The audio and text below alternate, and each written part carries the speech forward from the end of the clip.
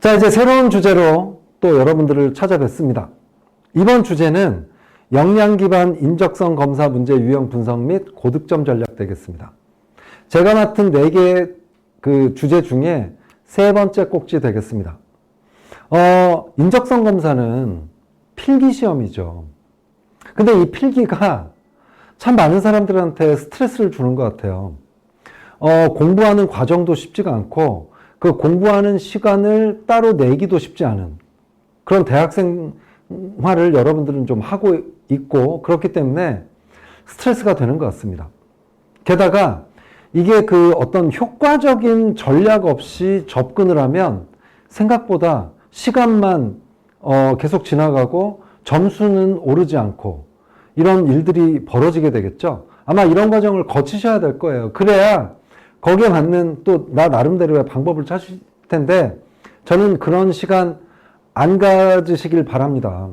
그게 다 우리한테 중요한 시간들을 과도하게 사용하는 그런 경우가 될 수도 있죠. 여러분들은 지금 해야 할 것들이 너무나 많잖아요. 공모전도 나가야 되지, 자격증도 따야 되지, 실습도 해야 되지, 뭐 그런 과정에서 이 필기 때문에 비효율적인 방식으로 공부를 하면서 시간을 뺏긴다는 건 상당히 좀 안타까운 일이 되는 것 같습니다. 그렇기 때문에 저는 이번 시간을 통해서 여러분들이 시행착오 없이, 그리고 더 중요한 것은 경쟁자들보다 시간을 좀 더 효율적으로 사용하고 시간 투자를 최소화하면서 높은 점수를 얻을 수 있는 그런 방법에 대해서 말씀드리려고 합니다. 잘 들으시고 우리가 원하는 기업에 지원을 해서 또 빠른 시간 안에 합격을 할 수 있도록 그렇게 좀 되셨으면 좋겠습니다. 일단 목차를 먼저 말씀을 드리겠습니다. 첫 번째는 역량 기반 인적성 검사 필기 시험 전체 구성 요소, 어떤 과목으로 구성되어 있고 어떤 특성으로 이렇게 평가가 되는지에 대해서 제가 좀 말씀을 드리고, 두 번째, 항목별 주요 문제 유형 분석을 통한 문제풀이 전략에 대해서 좀 말씀을 드리도록 하겠습니다.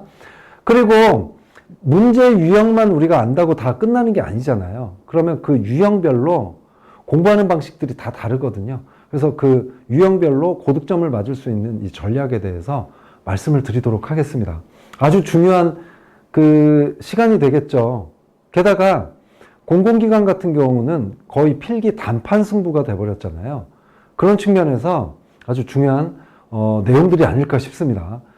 기대와 관심을 가지고 지켜봐 주셨으면 좋겠습니다. 우선 두 가지로 좀 나눠서 설명을 드릴게요. 첫 번째는 사기업, 두 번째는 공공기관, 이렇게 나눠서 말씀드리겠습니다. 우선 우리나라의 많은 사기업 먼저 말씀드리는 거예요. 사기업들이 역량 기반 채용 제도로 이렇게 탈바꿈을 해나가면서 가장 큰 고민이 뭐였냐면, 뭐 다른 면접이나 자기소개서 아니면 서류심사 이거에 대해서도 정확하고 객관적인 그 평가를 하기 위한 방법이나 이런 것들에 대해서 고민을 했겠지만, 그래도 제일 큰 고민과 시간과 비용을 들인 것은 바로 이 필기였습니다. 도대체 저 역량을 어떻게 평가할 것인가? 그게 관건이 됐겠죠. 역량은 안 그래도 눈에 보이지 않아서 면접으로도 평가하기 힘든데 이 객관화시켜야 되는, 특히 필기는 지원자가 너무 많기 때문에 전산화를 할 수밖에 없습니다. 그러면 OMR의 핵심이 뭐죠? 사지선다형이나 오지선다형. 이런 식으로 만들어야 되거든요. 그러니까 객관적인 문제도 만들어야 되고, 그런 측면에서 상당 부분 쉽지 않은 해결을 하는 데 있어서 쉽지 않은 그런 시간들을 가졌습니다. 그러면서 결론을 내렸죠. 그러면 역량 기반으로 신입사원들을, 특히 고성과자들이 가지고 있는 특성을 역량 기반으로 그런 필기로 평가할 수 있는 방법이 뭐냐 해서 나온 게 바로 이겁니다. 섹션 1과 2로 한번 나눠보자. 죄송합니다. 섹션 1과 2로 이렇게 한번 나눠보자. 네. 그 섹션 1은 기초능력, 직무능력 이렇게 되어 있고, 두 번째 섹션 2는 상황 판단 능력 인성 이렇게 되어 있습니다. 기억나시죠? 어디서 보셨어요? 제가 역량 기반의 그 채용제도에 대해 설명드리면서 이것이 채용 전형에 어떻게 녹아 있는지에 대해서 말씀드리면서 요 요소들을 한번 언급을 해드렸죠. 그러면서 이제 필기와 관련된 그 강의 순서에 좀 더 구체적으로 말씀드리겠다. 이렇게 한 내용이 바로 이겁니다. 자, 즉, 일단, 기초 능력은 뭐냐면, 제가 그 블라인드 채용에서 말씀드렸듯이 직업 기초 능력, 그리고 직무 능력은 또 블라인드 채용에서 말씀드렸던 그 직무 수행 능력, 그 두 가지를 다 한번 평가를 해보자. 이렇게 설계가 되기 시작을 했습니다. 그러면서 이제 문항이 있는데, 제일 먼저 그 삼성에서 이런 것들을 설계를 해서 실제로 시험을 봤거든요. 근데 삼성은 우리나라의 대표적인 기업이죠. 형님 기업이라고 볼 수가 있습니다. 그러다 보니까 다른 기업들이 삼성에서 하는 방식을 보고 따라한 부분도 있고, 그 다음에 자기 기업의 현실에 맞게 좀 변형을 하거나 이런 과정도 있었지만, 어쨌든 기본은 이런 게 됐습니다. 이 두 가지를 뭐 문항도 그 기업마다 좀 다르긴 했지만 이렇게 하면서 그 내용이 뭐였냐면, 좋아, 그러면 일단 신입사원으로서 여러 가지 일을 동시에 그 잘 수행해낼 수 있는 그 능력을 어떤 과목으로 평가를 할까 고민을 하면서 언어, 수리, 추리 이 세 과목을 선택을 했습니다. 선택한 거예요.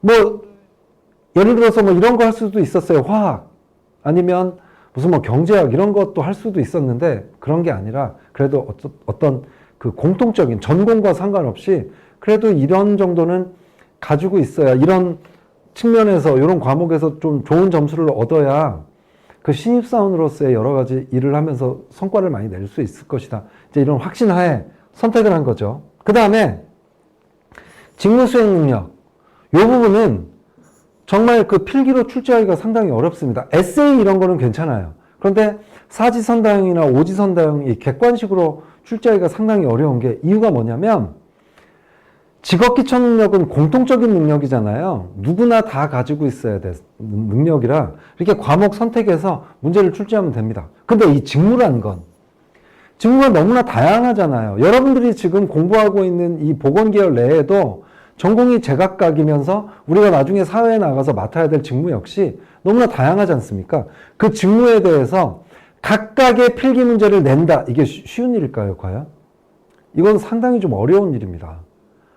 저 같은 경우는 기업에 있을 때 인사 직무를 담당을 했죠. 그러면 인사 직무와 관련돼서 일을 수행하는 데 필요한 능력을 필기로 내야 되는데, 뭐 이런 식으로 냈겠죠. 자, 당신은 급여 담당을 하는데 급여에 필요한 뭐 이런 시스템을 뭐라고 하느냐, 1번, 뭐 2번, 이렇게 낼 수도 있었겠죠. 그런데 그 회사나 뭐 병원, 이런 뭐 공공기관, 뭐 사기업 이런 데 보면 직무들이 얼마나 다양합니까? 거기에 각각에 해당되는 필기 문제를 낸다. 이거는 너무나 많은 시간과 돈이 소요되는 일이고 쉽지도 않습니다. 그렇기 때문에 고민하다가 차선책을 하나 선택해낸 것이 뭐 이런 거였어요. 처음에는 일반 상식, 경영, 경제, 과학, 공학 등. 그리고 이것이 요즘에는, 최근에는 직접 전공 시험들을 보는 거죠. 전공. 사실 뭐 경영, 경제, 과학, 공학 이게 전공이었죠. 그런데 예전에는 이 모든 것들을 상식적인 차원에서, 그러니까 내가 과학 전공자도 아니고 경제 전공자도 아니지만 상식적인 측면에서 알아야 될 뭐 경제학 지식이라든가 뭐 보건 관련 지식, 뭐 물리, 화학, 지구과학 이런 것들을 상식 시험과 같은 형태로 암기를 하고 있느냐, 이런 형식으로 다음 중 A는 무엇이냐, 그럼 1, 뭐 이런 식으로 해서 풀도록 문제를 출제해왔습니다. 그래서 이렇게 섹션 1으로 뒀고요. 특히 여기에서는 처음에 이 시험이 도입됐을 때는 주로 좀 암기를 많이 한 사람들이 점수가 많이 나오는 그런 문제 유형들이 많았었습니다. 그리고 섹션 2는 뭐냐면, 또 상황 판단 능력, 고성과자들은 사회적 역량이 뛰어나다고 그랬잖아요. 그 시험을 또 사지선다형으로 만든 거죠. 아까 그 이전 강의에서 제가 보여드렸던 건 상황 판단 능력을 평가하기 위한 면접 질문 같은 거였는데, 이거 역시 객관식으로 또 만들어야 돼요. 1, 2, 3, 4, 5. 그래서 선택을 하도록. 이렇게 해서 25문항 25분 요 정도로 만들었고, 인성검사 역시 100점 만점에 몇 점 나오도록 이렇게 또 문제를 300문항 45분. 그래서 갈등 상황에서의 판단력, 조직 적응력 및 인재상 부합력 판단.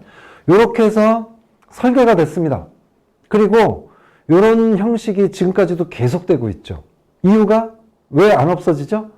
효과적이니까. 진짜 해봤더니 괜찮아.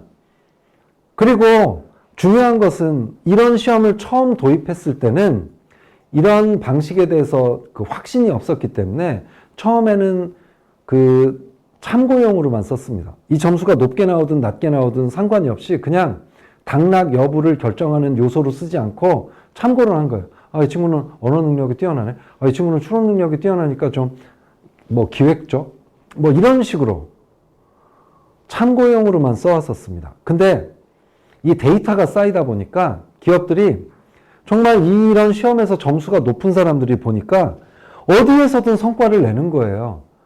자, 그 다음에 기업들의 인식의 변화가 생겼겠죠. 야, 이렇게 점수가 높은 사람들이 성과를 내는데 그럼 이걸 당락에 영향을 주는 아주 결정적인 요소로 쓰자.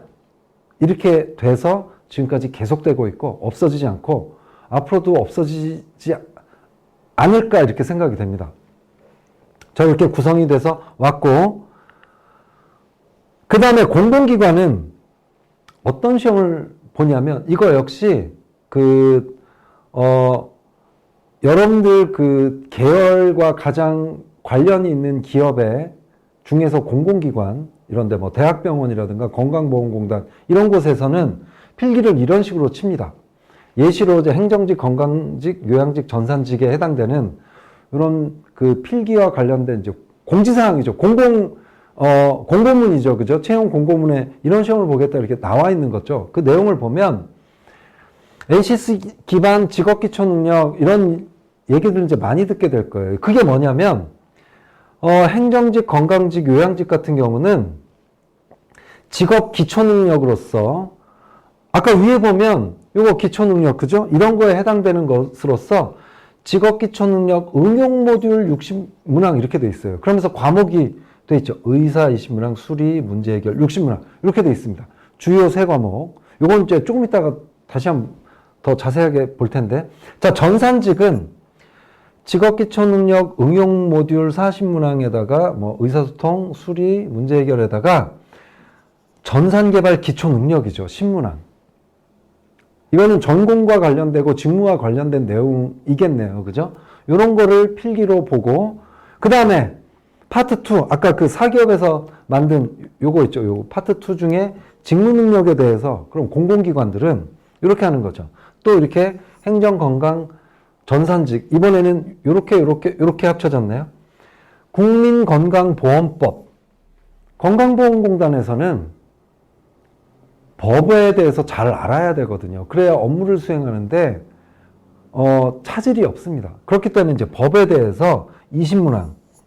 그러면서 법제처 법률 제 17,196호 2020년 4월 7일 일부 개정 기준과 이 내용에서 문제를 출제하는 거죠. 지식을 묻는 걸 수도 있고 법조문의 의미에 대해서 물어볼 수도 있고 암기를 해서 이건 몇 조냐 뭐 이런 식으로 물어볼 수도 있고, 그 다음에 요양직은 역시 노인장기요양보험법 시행령 시행규칙 제외되는 내용도 이렇게 좀 알려주죠. 그래서 20문항 마찬가지로 법제처 법률 제 16,369 2019년 4월 23일 일부 개정 기준 한 내용으로 필기를 보겠다 이렇게 미리 알려주는 거죠. 이렇게 구성되어 있습니다.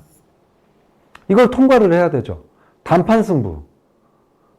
대부분 서류 통과된 사람들이 필기를 봐서 2배수만 면접을 가는 이런 과정을 거치게 될 겁니다.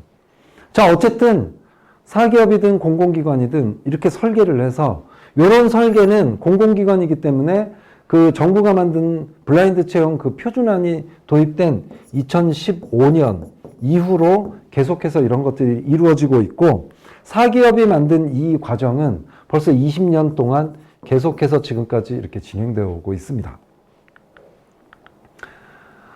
자, 그렇다 그러면 좀 전에 우리가 봤던 요거 있죠, 여기서 봤던 직업기초능력이란 무엇이냐? 정부가 10과목을 만들었다고 그랬는데 이 내용을 아마 지금 너무나 잘 알고 계실 거예요. 그렇지만 한 번 더 복습 차원에서 살펴보도록 하겠습니다. 의사소통, 수리, 문제해결, 자기 개발, 자원관리, 대인관계, 정보, 기술, 조직의 직업인류 이렇게 돼 있는데 이걸 필기적인 관점에서 말씀을 드리면 공공기관에서 일단 필수적으로 이 세 과목은 같이 봅니다. 그리고 이게 아까 우리가 그 사기업에서 봤던 직무 기초능력, 직업 기초능력에 언어, 수리, 추리하고 일치합니다. 그렇기 때문에 이 사실에서 우리는 사기업과 공공기관의 필기가 그 거의 주요 과목에서 일치되는 부분이 있기 때문에 두 가지를 동시에 준비하는 효과가 있겠구나 이런 사실을 아시게 되었을 거예요. 그러니까 공공기관이든 사기업이든 같이 준비하는 거에 대해서 부담을 느끼시는 분들은 걱정 안 하셔도 됩니다. 필기가 겹치는 부분이 이렇게 있습니다. 그리고 나서 나머지 7과목을 다 같이 치른 공공기관도 많고 혹은 이 중에서 보통 가장 대표적인 경우는 2과목을 선택을 하는 거예요. 2과목에서 3과목. 그래서 포함해서 총 5에서 6과목을 보는 공공기관들이 제일 많습니다. 그러니까 우리는 10과목 중에 우리가 지원하는 공공기관이 지난번에 몇 과목을 봤는지 확인을 한 다음에 그 시험을 실제 치렀던 과목들만 공부를 하면 되게 돼 있습니다. 자, 이렇게 해서 역량 기반 인적성 검사 필기 시험이 구성이 돼 있습니다. 그러면 이제 항목별 주요 문제 유형 분석을 통한 문제 풀이 전략에 대해서 말씀을 드릴 텐데 우선 여기까지 우선 설명을 드리고 잠깐 끊고 문제의 실제 사례와 공부하는 방법에 대해서는 이제 2번째 영상에서 제가 말씀을 드리도록 하겠습니다. 자, 그러면 우리가 공부해야 될 거, 이거는 그 전편에 제가 강의했던 내용 중에 말씀을 드린 내용인데 거기에서는 제가 어떤 문제가 나오는지에 대해서 좀 설명을 드렸고 이번에는 공부를 하는 데 있어서 그리고 실제 시험장에 가서 문제를 푸는 데 있어서 필요한 정보를 좀 먼저 드리도록 하겠습니다. 자, 우선 요 3가지를 하나로 좀 한 그룹으로 저는 묶고 싶고요. 그 다음에 요 2가지를 또 한 그룹으로 묶고 이 2가지를 한 그룹으로 묶고 싶습니다. 그래서 3그룹으로 이렇게 7가지 패턴을 묶었어요. 그래서 1그룹, 두 번째는 2그룹, 세 번째는 3그룹, 요렇게 저는 묶었습니다. 분류를 한 거죠. 도대체 무슨 기준으로 이렇게 묶었을까? 이게 뭐냐면 저는 그 실제 시험장에 갔을 때 문제를 푸는데 소요되는 시간 기준으로 이렇게 묶었습니다. 자, 1그룹은 보통 한 문제 푸는데 30초에서 약 1분 정도 소요가 되는 문제들이고요. 2그룹은 약 1분에서 3분 정도. 그 다음에 3그룹은 3분 이상. 어떤 문제들은 막 10분 걸리고 이런 문제들 있죠. 그렇게 계속해서 개발이 되고 있는 거예요. 정말 어려운 문제들도 많고요. 그렇지만 중요한 것은 우리가 보통 공공기관이나 뭐 이런 곳에서 50문제를 푸는데, 사기업도 마찬가지입니다. 어쨌든 50문제를 푸는데 60분을 우리한테 줍니다. 시간을. 자, 시간 충분한가요? 아니죠. 한 문제당 푸는데 1분 정도를 주는 거예요. 근데 만약에 모든 문제가 다 1분 안에 풀 수 있는 문제만 나온다 그러면 이 시간이 부족하지 않겠죠. 근데 여기 보니까 짧게 걸리는 것도 있지만 이렇게 오래 걸리는 문제들도 있고요. 게다가 이 문제가 비중이 많고 이 문제가 비중이 작다 그러면 사실 60분 안에 50문제 푸는데 전혀 문제가 없는데 얘가 비중이 상당히 제일 높습니다. 1분에서 3분 걸리는 게. 이 친구가 50에서 60% 정도, 많을 때는 뭐 70%까지 출제가 됩니다. 이거 문제죠. 문제 푸는 시간은 한정되어 있는데 시간 많이 걸리는 문제들이 이렇게나 많이 출제가 된다. 그리고 1그룹은 시간이 조금 걸리는 그 문제들이니까 난이도가 좀 낮은데 이 친구가 한 10에서 20%. 그리고 이 3그룹은 시간이 오래 걸리기 때문에 난이도가 있는 문제라고 그 생각을 하면 되겠죠. 다행히도 이런 문제 역시 10에서 한 20%. 자, 이 상황을 보고 여러분들은 이제 이런 생각이 들었을 거예요. 야, 저거 이렇게 시간이 많이 걸리는 문제가 비중이 거의 저렇게 거의 8, 90%, 7, 80%를 차지한다고 그러는 것은 문제를 다 못 풀게 하는 저 구조로 만든 것이구나. 이런 생각이 드셨을 거예요. 그런데 결국 합격자들 커트라인이 보통 보면 65점에서 한 75점 정도가 합격자 커트라인이 됩니다. 저 얘기는 무슨 얘기냐면 이렇게 시간이 많이 소요되는 문제가 대부분을 차지하고 있다고 할지라도 어쨌든 합격자들은 아무리 못해도 65%에서 75%의 문제를 풀었다는 얘기죠. 그렇다고 우리가 문제를 푼다고 해서 다 맞는 건 아니잖아요. 적어도 80% 정도의 문제는 풀었을 거예요. 시간이 한계가 있는 상황에서. 즉, 우리 역시 이런 문제들이 나오는 이런 지금 현재의 필기시험 내에서 우리 역시 합격을 하기 위해서는 80%를 풀고 그 중에서 대부분을 맞추지 않으면 합격하기가 힘들다. 결국 우리는 이걸 그냥 나온 대로 주어진 대로 순서대로 그냥 푸는 것이 아니라 이 문제를 푸는 시간 관리 전략이 필요하겠구나. 그런 생각이 아마 드실 거예요. 그렇기 때문에 저는 제안드립니다. 어떻게 제안드리냐면 우선 우리가 필기시험장을 가는 거예요. 1그룹하고 2그룹을 먼저 풀겠습니다. 그리고 나머지 3그룹, 시간이 많이 걸리는 문제는 나중에 좀 뒤로 밀어놓도록 하겠습니다. 그리고 이 안에서 대부분의 점수를 맞는 이런 전략을 구사했으면 좋겠습니다. 그리고 3그룹 문제는 시간이 오래 걸리고 난이도가 높기 때문에 더 많은 점수를 주는 거 아니에요? 예를 들어서 얘는 쉬우니까 3점, 한 문제당 3점, 얘는 5점, 얘는 혹시 10점 이렇게 주는 거 아니에요? 그러면 얘들 먼저 풀어야 되는 거 아니에요? 라고 질문을 하실지 모르겠지만 실제로 이 문제 같은 점수가 부여되는 경우들이 훨씬 더 많습니다. 거의 95% 이상이라고 보시면 됩니다.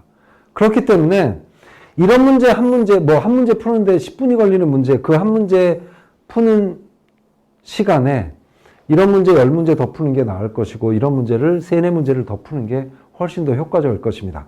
그렇게 해서 경쟁자들은 이 문제를 다 푸는데 50문제를 60분에 푸는 동안 우리는 일단 40문제를 60분 동안 풀어서 서두르지 않고 그렇지만 여기까지 나오는 문제들에 그래도 좀 어느 정도 시간적인 여유를 가지고 많은 문제를 건드릴 수 있는 이런 전략이 효과적이지 않을까 싶습니다.